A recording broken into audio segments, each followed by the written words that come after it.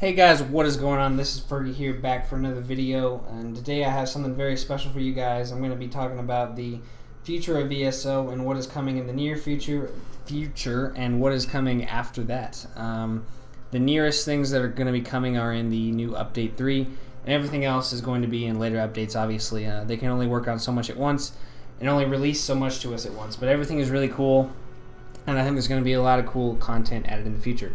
Now here you're just watching me do some veteran public dungeons and a couple little quests.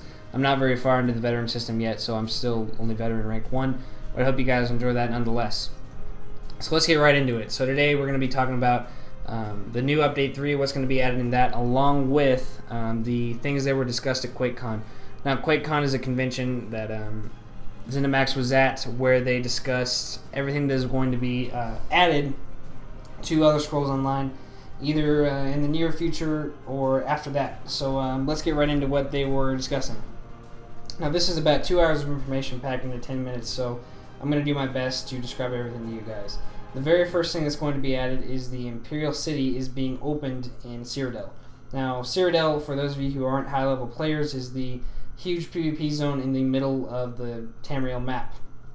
Now in the middle of this PvP zone is a city known as the Imperial City. This is where Oblivion takes place and a lot of other important events in history. Obviously this is where the Imperials live and the King is dead, etc., etc., the story of ESO. Now this is open to us and is going to have both PvP and PvE content in it. Now not only are there going to be world bosses, etc., but there are going to be large PvP engagements and other things to capture and take down. You may even be fighting with some of the other alliances over, say, a boss or some loot off of a boss, etc. You never know. They didn't say a lot about exactly what's going on yet, but it did look very cool. It's even more room to run around inside because obviously Cyrodiil is huge. It's going to open up even more stuff and make Cyrodiil an even better experience for us all. Now the next big improvement was the improvement of the grouping system. Now grouping was a little sketchy at launch. Most of the quests were not group based, so if you collected something with a buddy in your group, he didn't get it as well. Some of the dungeons were messed up. Sometimes you couldn't even see your friends, etc. Now these are going to be improved, the problems I just discussed, as well as a few added features like the improvement of dungeons based on the host. So whatever level the host is, the whole dungeon will be scaled to that. So based on loot, boss level, difficulty, etc., everything will be based around the leader. So hopefully you'll be around the same level as your leader, or you won't be able to handle, or it will be too easy depending on what level you are, if you're above or below him. So that's very cool. They're going to be improving grouping so you can hook up with your buddies easier. And also they're going to be adding some dungeon repeatability through the Undaunted. Now the Undaunted doesn't have a lot going on yet in the game, but through this system you're going to be able to do kind of a weekly or daily challenge that will award you loot, maybe even special armor, weapons, etc., that will in turn allow you to repeat dungeons in the game, making it a more repeatable experience. Obviously repetition can get boring after a while, but I think this will be very helpful for those of us who want to do things more than once. Now, speaking of dungeons, they are going to be revamping the City of Ash and turning it into a veteran dungeon. Now, unlike some of the other veteran dungeons, this is going to be even more vamped up in a sense that the story is not the same. So in the regular version of this dungeon, I don't know the exact story because I'm not in the Aldalari Dominion, but something going on with the tree and the Wood Elves, and in the veteran version it's going to even further expand on the story that will delve you deeper into what's going on. Obviously if you're a high level character you can handle more, and the dungeon is going to be a lot tougher obviously. So that sounds really cool, and that'll be another small improvement, not necessarily an improvement but an upgrade. So I talked about dungeon improvements, grouping improvements. Let's get into adventure zones. Now there were 3 adventure zones announced, one of them being a solo adventure zone called Hrothgar. Now, Hrothgar is kind of to the west of Skyrim, I believe, and it is an adventure zone, and from my understanding, but it's solo, so you don't need a group to run around, do all the quests, kill all the bosses, etc., but it's still going to be a very high-level experience, and it looks like a lot of fun. I think it'll be really cool. The next one is a group-based adventure zone as well, called Murkmire, and it is what it sounds like. It's a swamp. It is to the south of the Black Marsh, so it's still kind of Argonian themed, I suppose, and it's going to have more trials, more group-based stuff. I believe it's going to be even harder than Crackworm. And then the next addition to Craglorn is Region 3. Now this will probably be coming in Update 3 itself, and this is where they add a third trial, a bunch more armor, very, very cool looking armor sets, as well as a couple extra things that will continue on to the story of Craglorn. And this is working on the Serpent, which is the third Celestial. If you haven't been in Craglorn, there's a huge story behind it. I'll let you guys look that up if you need to, but that's just another addition, a couple more additions actually to the max level content in the game. Obviously they won't all be coming at once, but take what we can get.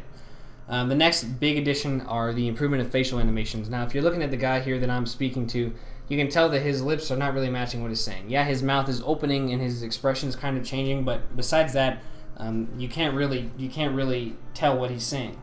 Now with these big improvements and with the technology they displayed to us at Quakecon, they're going to be making this look a lot better. Even though the graphics are great in this game to begin with, the lips are almost identical to what they're saying, and in a comparison test, it indeed does look just like that. It looks very cool. So hopefully this will be coming soon, as it'll increase the immersion of this game, which I think will be really cool. Now the next big update, which in my opinion is the best, I don't know when this will be coming, but hopefully soon, is the improvement of the veteran system. Now, a lot of people complain that the veteran system is too grindy, too difficult, etc. Now, with the improvement of this veteran system, they're going to be making things a tiny little bit easier on us, enemy-wise. Not too easy, obviously, and they will also be turning the veteran point system back into an XP system, just like leveling up. So, while you're leveling up veteran, while you're discovering things, killing bosses, doing dungeons, turning in quests, everything will be earning you regular XP that will increase your veteran rank, instead of just having to turn in quests and maybe a couple other things that can possibly earn you veteran points. So that's very cool. It will decrease the grindy part of being a veteran, and it'll make it a little more similar to the regular leveling experience. Now the other change to this is the addition of the champion system.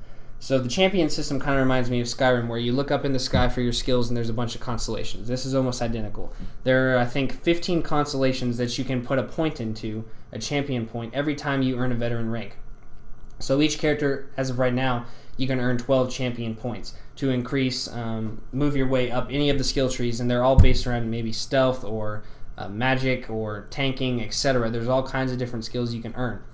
So with these champion points, you can buy any skill you want, which will also carry over to all of your other characters. So all of your characters can take advantage of any points you're gaining on your veteran rank characters. So if you have all characters max level, I mean, you can have a huge bonus over other people who only have one character max, which I think is pretty cool. You get more bang for your buck.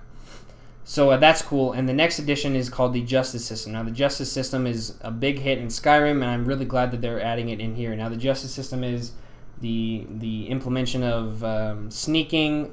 Well, I mean, you can already sneak, but you can pickpocket people, you can steal from people, you can murder people. It kind of lets you be the bad guy if you want to be, since most of us are the good guys in ESO. And in turn, you can earn a bounty on your head based on whatever you're doing or how much of you're doing it. And other characters can come after you based on how much of a bounty you have, and they can kill you and earn that bounty. So obviously this is going to open up some overworld, out of Cyrodiil PvP, which I think is very cool. That's going to be really interesting to see what goes on. Obviously people are going to be murdering NPCs left and right.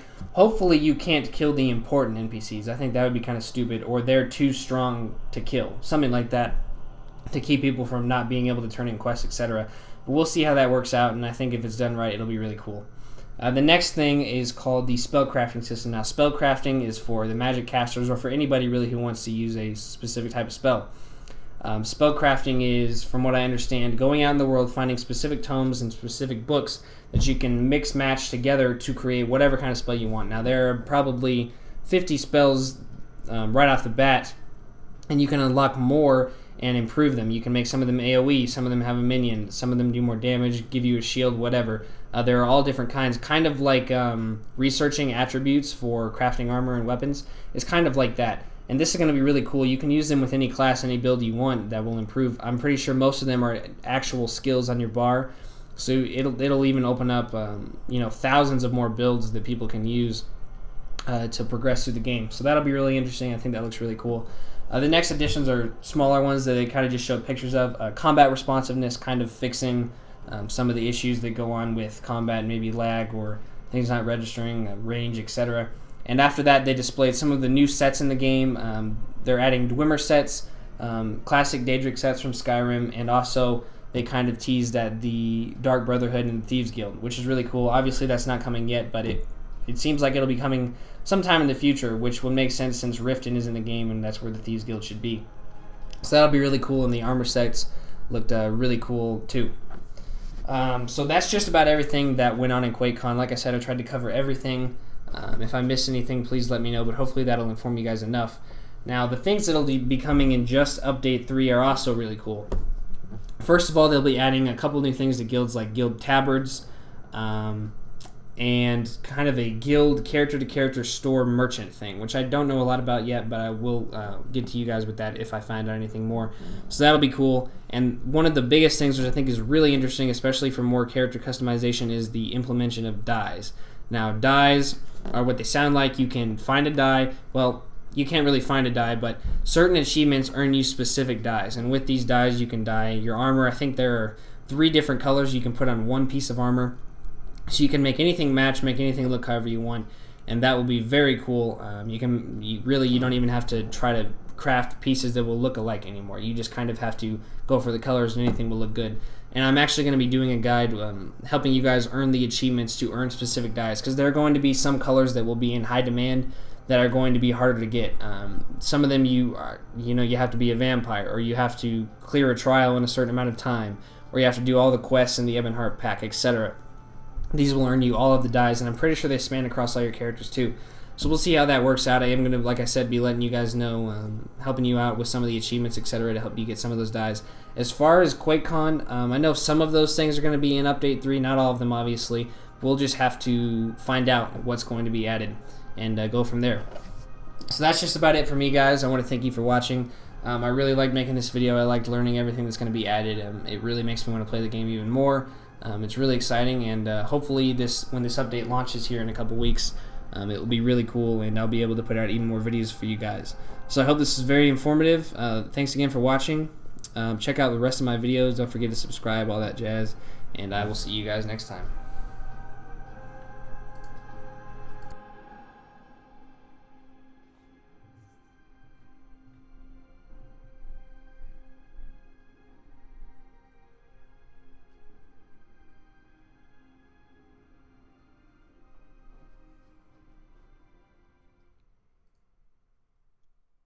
So, Ariana Grande is vegan.